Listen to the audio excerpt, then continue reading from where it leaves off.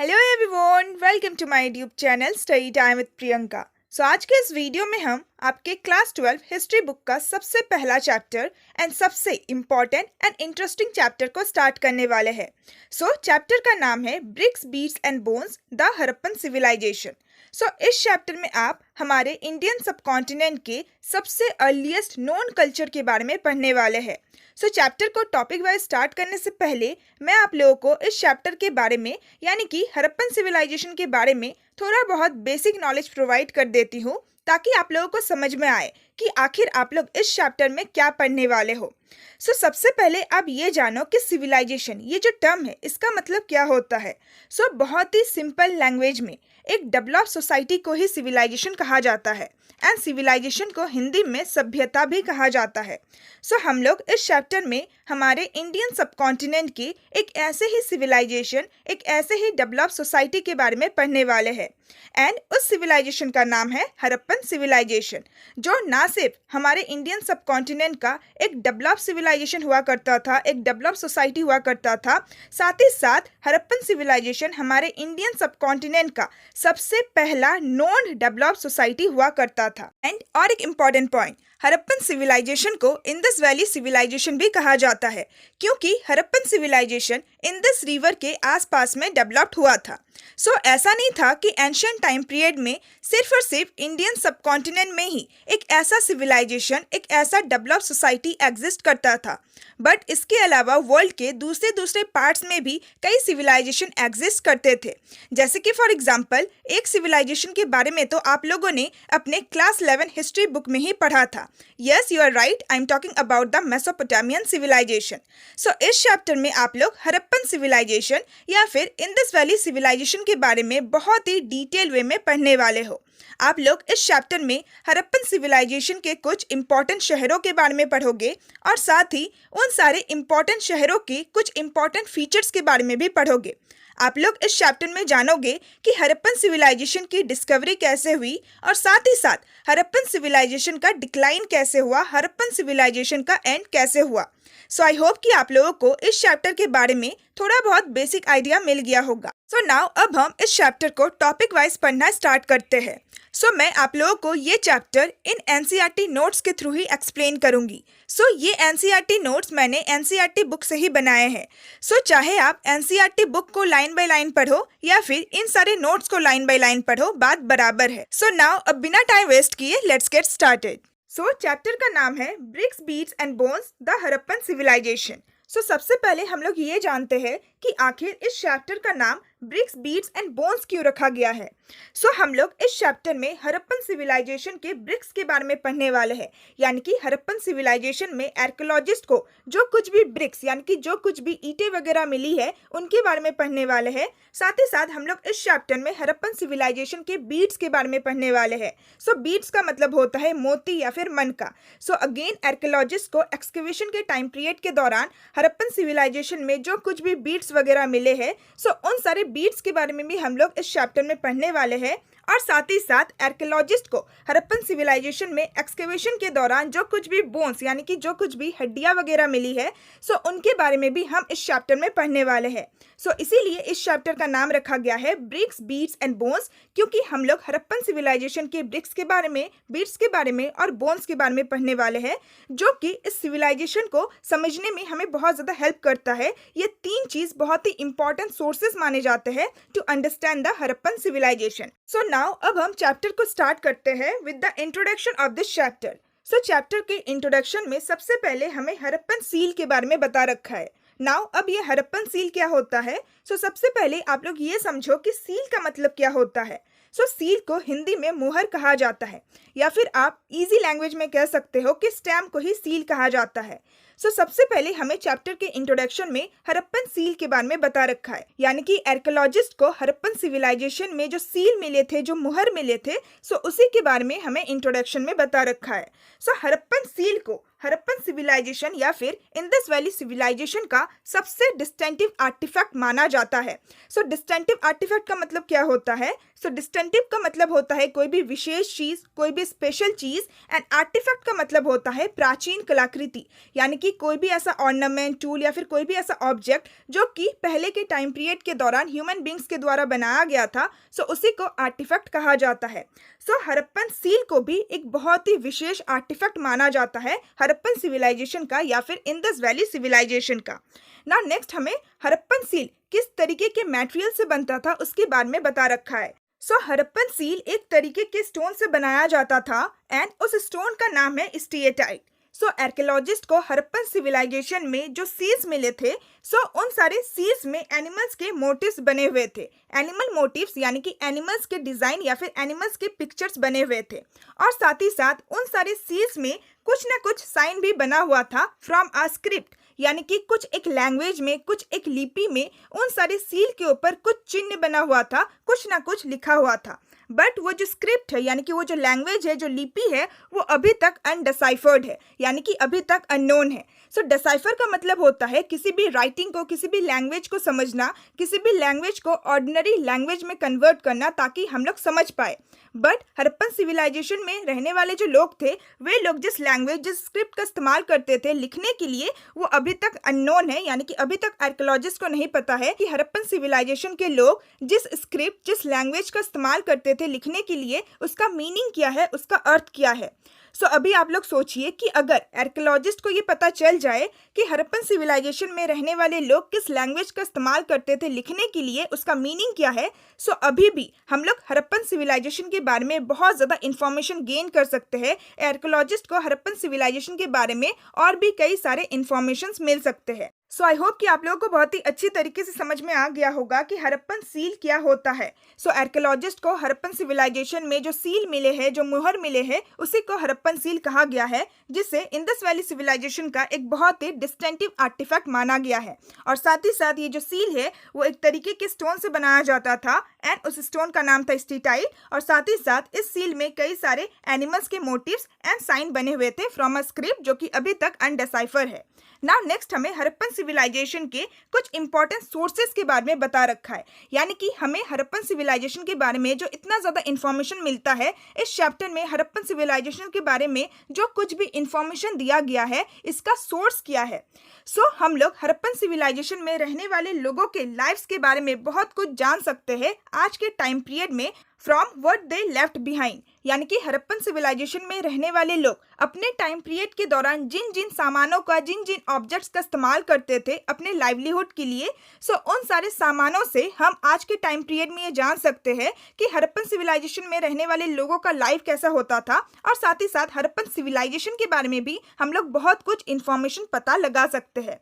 सो कुछ important objects का नाम बता रखा है, जैसे कि देयर हाउसेस, यानी कि हड़प्पन सिविलाइजेशन में रहने वाले लोग जिन घरों में रहा करते थे, सो उनके हाउसेस को देख के हमें बहुत ज़्यादा इंफॉर्मेशन मिलता है उनके लाइफ के बारे में। साथ ही साथ उनके द्वारा यूज़ किए गए पॉट्स यानी कि बर्तन वगैरह, साथ ही साथ वे लोग जो भी ऑर्नामेंट्स यानी कि जो भी गहने वगैरह पहनते थे, सो उससे भी हमें उनके बारे में बहुत ज़्यादा इंफॉर्मेशन मिलता है। और साथ ही साथ टूल्स यानी कि जिन जिन हथियारों का या फिर औजारों का वो लोग इस्तेमाल करते थे, जिन जिन सील्स का वो लोग इस्तेमाल करते थे, मुहर का वो लोग इस्तेमाल करते थे, सो इन सारे ही ऑब्जेक्ट से, इन सारे ही एविडेंस से या फिर सोर्सेज से हमें ये पता चलता है कि हड़प्पन सिविलाइजेशन में रहने वाले लोगों का लाइफ कैसे होता था। और इन सारे ही सोर्सेज को आर्कियोलॉजिकल सोर्सेज या फिर आर्कियोलॉजिकल एविडेंस कहा गया है, क्योंकि ये सारे ही जो सोर्सेज है, ये सारे ही जो एविडेंस है, वो आर्कियोलॉजिस्ट द्वारा फाइंड आउट किए गए हैं, वो आर्कियोलॉजिस्ट द्वारा डिस्कवर किए गए हैं बाय एक्सकवेशन, खुदाई करके। सो इसीलिए इन सारे ही सोर्सेज या फिर एविडेंस को आर्कियोलॉजिकल एविडेंस कहा गया है। सो एविडेंस भी दो तरीके के होते हैं, पहला होता है लिटरेसी एविडेंस या फिर लिटरेसी सोर्सेज, एंड दूसरा होता है आर्कियोलॉजिकल सोर्सेज या फिर आर्कियोलॉजिकल एविडेंस। सो जैसे कि मैंने आपको बताया कि हड़प्पन सिविलाइजेशन के लोग जिस स्क्रिप्ट, जिस लैंग्वेज का इस्तेमाल करते थे लिखने के लिए, सो वो अभी तक अनडिसाइफर है। सो इसीलिए हमारे पास जो कुछ भी थोड़ा बहुत लिटरेसी सोर्सेज है, सो वो हमारे लिए अननोन है। सो इसीलिए हमें जो कुछ भी इंफॉर्मेशन मिलता है हड़प्पन सिविलाइजेशन के बारे में, वो हमें ज़्यादातर आर्कियोलॉजिकल एविडेंस से ही मिलता है।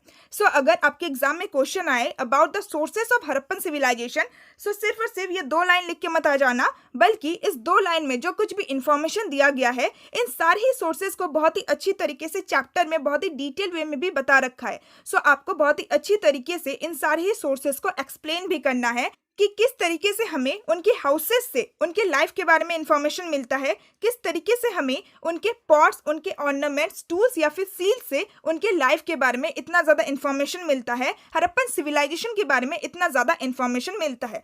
सो इन सारे ही सोर्सेज को आप लोगों को बहुत ही अच्छी तरीके से डिफाइन भी करना है। सो आई होप कि आपको सोर्सेज भी बहुत ही अच्छी तरीके से समझ में आ गया होगा। सो मैं हर एक लाइन को, हर एक वर्ड को बहुत ही डिटेल वे में एक्सप्लेन कर रही हूँ। सो इसके कारण से वीडियो थोड़ा लंबा हो सकता है, बट यकीन मानिए कि आपको ये चैप्टर बहुत ही अच्छी तरीके से समझ में आ जाएगा।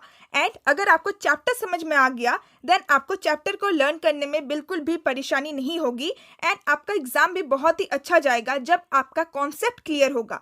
सो इसीलिए इट्स अ रिक्वेस्ट कि वीडियो के एंड तक ज़रूर देखिएगा एंड ट्राई कीजिएगा कि आप हर एक चैप्टर को ऐसे ही डिटेल वे में समझो। सो अगर आपको ऐसा एक्सप्लेनेशन अच्छा लग रहा है देन प्लीज़ आप मुझे कमेंट करके बताइएगा कि ठीक है दी, मुझे ऐसा डिटेल एक्सप्लेनेशन ही चाहिए। सो ताकि मैं इसी तरीके से दूसरा जितना भी चैप्टर्स है वो सारे ही चैप्टर्स इसी तरीके से डिटेल वे में एक्सप्लेन करूँ।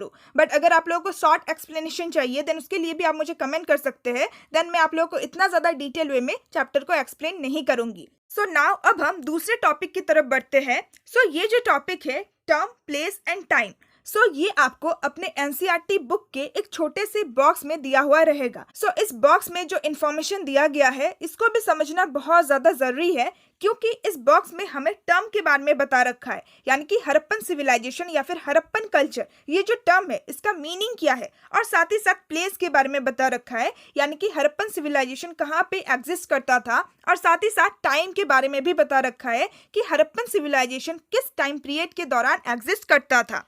सो सबसे पहले हमें यह बता रखा है कि इंडस वैली सिविलाइजेशन को हड़प्पन कल्चर भी कहा जाता है। सो आर्कियोलॉजिस्ट ये जो टर्म है कल्चर, इसको यूज करते हैं for a group of objects, यानी कि एक ऐसा ग्रुप ऑफ ऑब्जेक्ट्स जिसका बनने का जो स्टाइल है, यानी कि बनने का जो अंदाज है, जो ढंग है, वो डिस्टिंक्टिव है, यानी कि वो थोड़ा अलग है, थोड़ा विशेष है, एंड जो कि एक साथ एक स्पेसिफिक यानी कि एक पर्टिकुलर जियोग्राफिकल एरिया में मिलता है at a particular period of time, एक पर्टिकुलर पीरियड ऑफ टाइम में।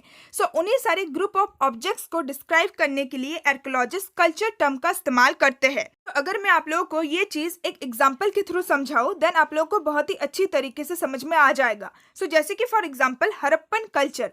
सो हड़प्पन कल्चर के केस में डिस्टिंक्टिव ऑब्जेक्ट्स क्या है? सो हड़प्पन सिविलाइजेशन में जो कुछ भी सील्स मिले हैं, जो कुछ भी बीड्स मिले हैं, जो भी वेट्स मिले हैं, वेट्स यानी कि जिससे वजन किया जाता है, साथ ही साथ हड़प्पन सिविलाइजेशन में जो स्टोन ब्लेड्स मिले हैं एंड इवन जो बेक्ड ब्रिक्स मिले हैं। बेक्ड ब्रिक्स यानी कि ऐसे ब्रिक्स, ऐसे ईंटें जिसको बेक किया गया है, यानी कि जिसको भट्टी में जलाया गया है ताकि वो बहुत ज़्यादा स्ट्रॉन्ग बन सके। सो हड़प्पन सिविलाइजेशन में आर्कियोलॉजिस्ट को ये सारे जो ऑब्जेक्ट्स मिले हैं वे सारे ही ऑब्जेक्ट डिस्टिंक्टिव ऑब्जेक्ट्स है, जो कि एक पर्टिकुलर एरिया में मिले हैं, एक पर्टिकुलर जियोग्राफिकल एरिया में मिले हैं एंड एक पर्टिकुलर टाइम पीरियड के दौरान मिले हैं। सो इन्हीं सारे ग्रुप ऑफ ऑब्जेक्ट्स को डिफाइन करने के लिए आर्कियोलॉजिस्ट हड़प्पन कल्चर टर्म का इस्तेमाल करते हैं। सो आई होप कि आपको टर्म बहुत ही अच्छी तरीके से समझ में आ गया होगा। नाउ नेक्स्ट हमें प्लेस के बारे में बता रखा है, यानी कि ये सारे जो डिस्टिंक्टिव ऑब्जेक्ट्स है ये कहाँ पे मिले हैं। सो बेसिकली ये सारे जो ऑब्जेक्ट्स है वो आज के प्रेजेंट डे अफगानिस्तान, जम्मू, बलूचिस्तान जो कि पाकिस्तान में है एंड गुजरात, इन सारे जगहों में मिले हैं। नाउ अगर हम हड़प्पन सिविलाइजेशन के टाइम पीरियड की बात करें, सो टाइम पीरियड को जानने से पहले सबसे पहले हमें यहाँ पे ये बता रखा है कि आखिर हड़प्पन सिविलाइजेशन को हड़प्पन सिविलाइजेशन ही क्यों कहा जाता है।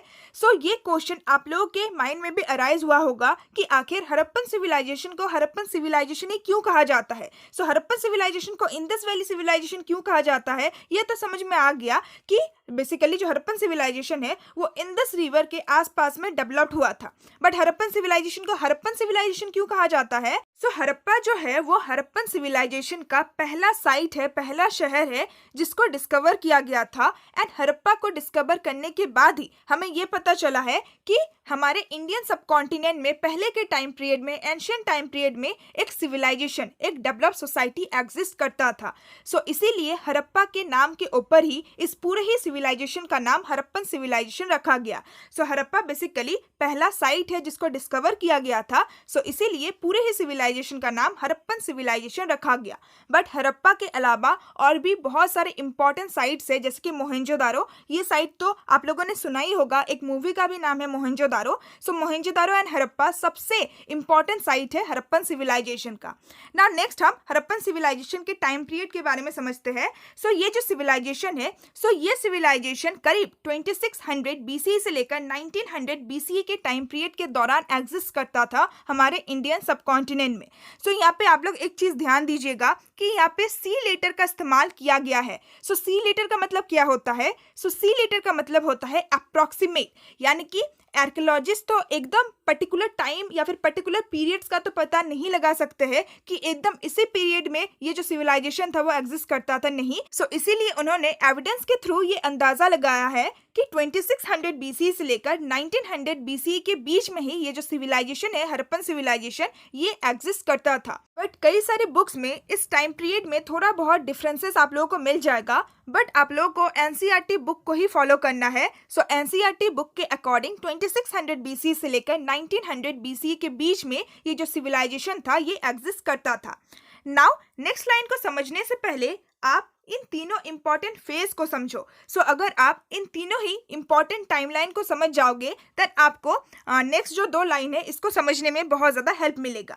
सो ऐसा तो नहीं है कि हड़प्पन सिविलाइजेशन एकदम से डेवलप सिविलाइजेशन बन गया, ऐसा तो नहीं है कि हड़प्पन सिविलाइजेशन रातों रात डेवलप हो गया, नहीं। किसी भी सिविलाइजेशन, किसी भी सोसाइटी को डेवलप होने के लिए टाइम लगता है। सो हड़प्पन सिविलाइजेशन को भी डेवलप होने के लिए थोड़ा टाइम लगा था। सो उस टाइम पीरियड के हिसाब से पूरे ही सिविलाइजेशन को 3 फेजेस में डिवाइड किया गया है। पहला है अर्ली हड़प्पन फेज, यानी कि जब हड़प्पन सिविलाइजेशन की शुरुआत हो रही थी। दूसरा है मैच्योर हड़प्पन फेज, यानी कि जब हड़प्पन सिविलाइजेशन एकदम डेवलप हो चुका था, जब हड़प्पन सिविलाइजेशन अपने पीक पॉइंट में था। एंड तीसरा है लेट हड़प्पन फेज, यानी कि जब धीरे धीरे हड़प्पन सिविलाइजेशन का डिक्लाइन हो रहा था एंड जब हड़प्पन सिविलाइजेशन खत्म हो गया। सो पहला जो फेज है अर्ली हड़प्पन फेज, वो माना जाता है from the time period between 3300 BCE to 2600 BCE।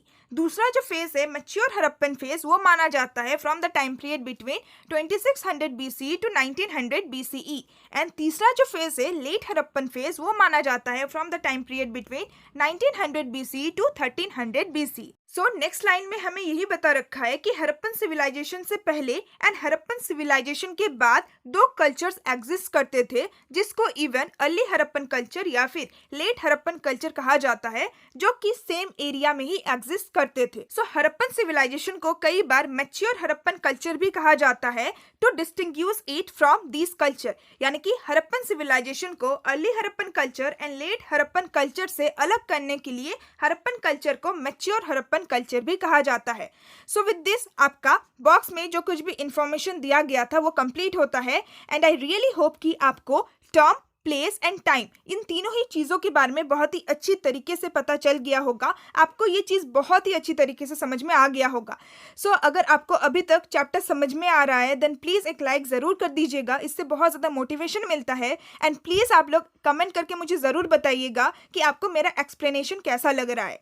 So now अब हम इस चैप्टर के पहले टॉपिक को स्टार्ट करते हैं। सो पहला टॉपिक का नाम है बिगिनिंग। सो बिगिनिंग टॉपिक का ही नाम है, सो इससे आप लोगों को समझ में आ गया होगा कि इस टॉपिक में हम लोग अर्ली हड़प्पन फेज के बारे में पढ़ने वाले हैं, यानी कि जब हड़प्पन सिविलाइजेशन की शुरुआत होती है। So there were several archaeological cultures in the region prior to the mature Harappan, यानी कि मैच्योर हड़प्पन सिविलाइजेशन से पहले उसी रीजन में कुछ आर्कियोलॉजिकल कल्चर भी एग्जिस्ट किया करता था, यानी कि अर्ली हड़प्पन कल्चर भी एग्जिस्ट किया करता था।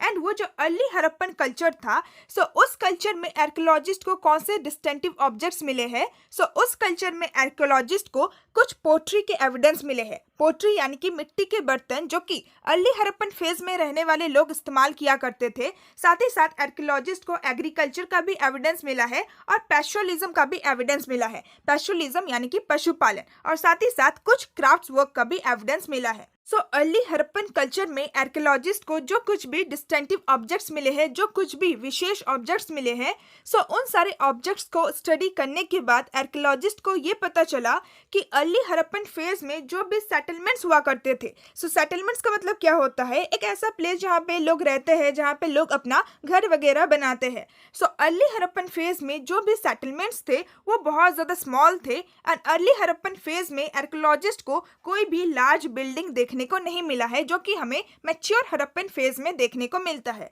सो इससे आर्कियोलॉजिस्ट ने ये फाइंड आउट किया कि early Harappan civilisation and mature Harappan civilisation के बीच में एक ब्रेक हुआ होगा, यानी कि सबसे पहले अर्ली हड़प्पन सिविलाइजेशन एग्जिस्ट करता होगा, यानी कि जब सिविलाइजेशन का धीरे धीरे स्टार्टिंग होता है, एंड उसके बाद एक ब्रेक हुआ होगा, एंड उसके बाद मैच्योर हड़प्पन कल्चर या फिर मैच्योर हड़प्पन सिविलाइजेशन की शुरुआत हुई होगी। एंड इसका एविडेंस मिलता है हमें from the large scale burning at some site as well as the abandonment,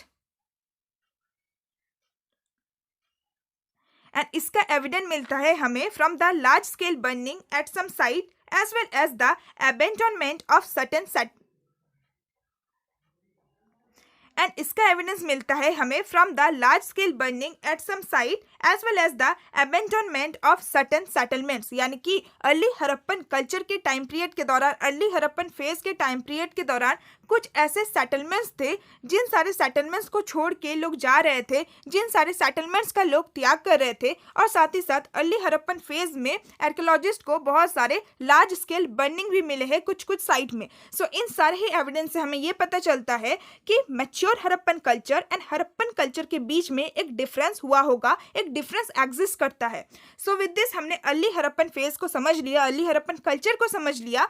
so I hope कि आपको ये टॉपिक भी बहुत ही अच्छी तरीके से समझ में आ गया होगा। नाउ चैप्टर में आगे बढ़ने से पहले अभी ये बहुत ज्यादा इंपॉर्टेंट है कि आप हड़प्पन सिविलाइजेशन के कुछ इंपॉर्टेंट साइट्स के बारे में जानो, कुछ इंपॉर्टेंट शहरों के बारे में जानो, और साथ ही साथ ये भी जानो कि ये कुछ इंपॉर्टेंट साइट कहाँ पे लोकेटेड है, किस जगह में एग्जिस्ट करते हैं, क्योंकि नेक्स्ट टॉपिक से आप बहुत सारे हड़प्पन साइट्स के बारे में पढ़ने वाले हो। सो एटलीस्ट आप लोगों को ये पता होना चाहिए कि कौन से इंपॉर्टेंट हड़प्पन साइट है, एंड ये सारी जो हड़प्पन साइट है वो आज के टाइम पीरियड में, प्रेजेंट डे में कहाँ पे एग्जिस्ट करते हैं, तभी आप नेक्स्ट टॉपिक को बहुत ही अच्छी तरीके से रिलेट कर पाओगे, बाकी के सारे ही टॉपिक्स को बहुत ही आसानी से समझ सकोगे। तो this is the map of Indus valley civilisation. So आप देख सकते हैं कि इस पूरे ही एरिया में इंडस वैली सिविलाइजेशन या फिर हड़प्पन सिविलाइजेशन एग्जिस्ट करता था।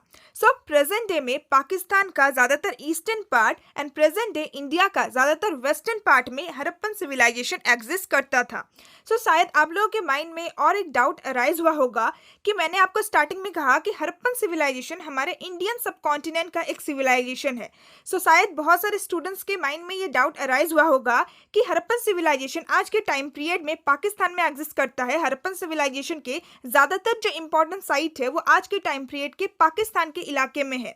सो हम लोग हड़प्पन सिविलाइजेशन को इंडियन हिस्ट्री में क्यों पढ़ रहे हैं, हम लोग हड़प्पन सिविलाइजेशन को इंडियन सब कॉन्टिनेंट का सिविलाइजेशन क्यों कह रहे हैं? सो देखो, पहले पाकिस्तान एंड इंडिया एक ही कंट्री हुआ करता था। सो इसीलिए बार बार मैं आप लोगों को इंडियन सब कॉन्टिनेंट कह रही हूँ, यानी कि एक ऐसा कंट्री जहाँ पे पाकिस्तान, इंडिया एंड बांग्लादेश ये तीनों ही कंट्री इंक्लूडेड है। सो 1947 में हमारे इंडियन सब कॉन्टिनेंट का पार्टीशन हुआ, 1947 में पाकिस्तान का क्रिएशन हुआ, बट उससे पहले तो Pakistan, India and Bangladesh same he country हुआ करता था। सो इसीलिए पाकिस्तान में रहने वाले लोगों के लिए भी और हम इंडियन लोगों के लिए भी ये जो हड़प्पन सिविलाइजेशन है ये दोनों ही कंट्रीज के लोगों के लिए कॉमन सिविलाइजेशन है, ये हमारे इंडियन सब कॉन्टिनेंट का सिविलाइजेशन है।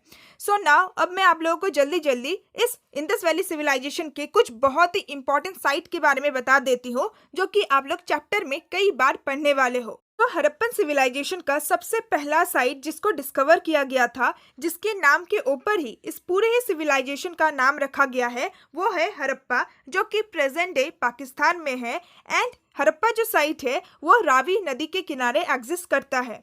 सो हड़प्पा दयाराम साहनी द्वारा एक्सकेवेट किया गया था 1921 में। सो बहुत ही इंपॉर्टेंट नाम है एंड बहुत ही इंपॉर्टेंट ईयर है, आप इसको अभी लर्न कर लीजिए।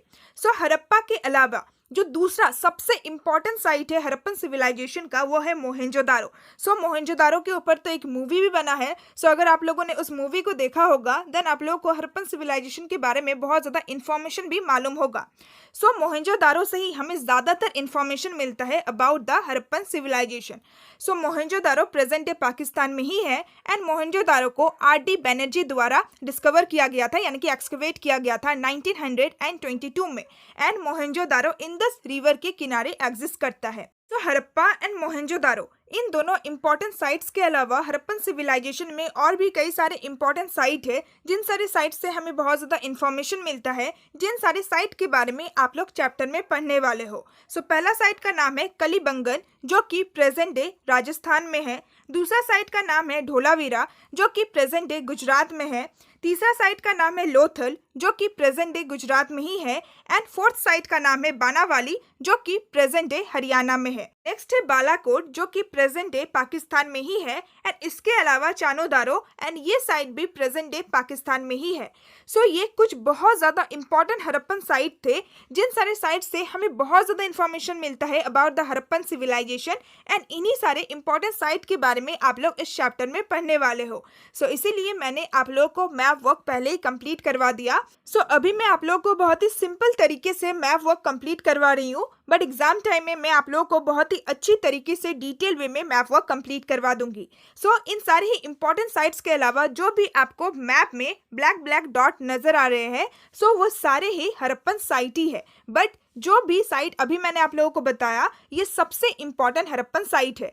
सो विद दिस आई होप कि आपको मैप वर्क भी बहुत ही अच्छी तरीके से समझ में आ गया होगा एंड ट्राई करना कि आप लोग अभी ही इन सारे इंपॉर्टेंट साइट्स के नाम लर्न कर लो ताकि जब चैप्टर में आप लोग इन सारे साइट के नाम बार बार रीड करोगे तब आप लोगों को कोई भी कंफ्यूजन ना हो एंड आप लोगों को समझ में आए कि कौन सा साइट कौन से कंट्री में एग्जिस्ट करता है। सो विद दिस हमने आज के इस वीडियो में इस चैप्टर का डिटेल इंट्रोडक्शन साथ ही साथ इस चैप्टर का first topic and map work complete कर लिया एंड आई रियली होप कि आप लोगों को सब कुछ बहुत ही अच्छी तरीके से समझ में आ गया होगा।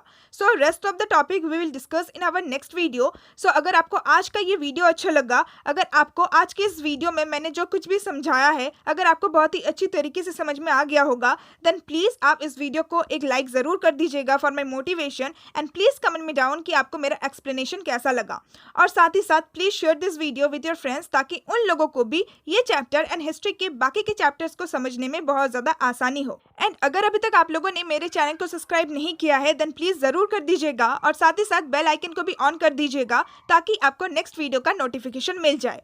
और जैसे ही ये चैप्टर कंप्लीट होता है मैं इस नोट्स का PDF आप लोगों को प्रोवाइड कर दूंगी।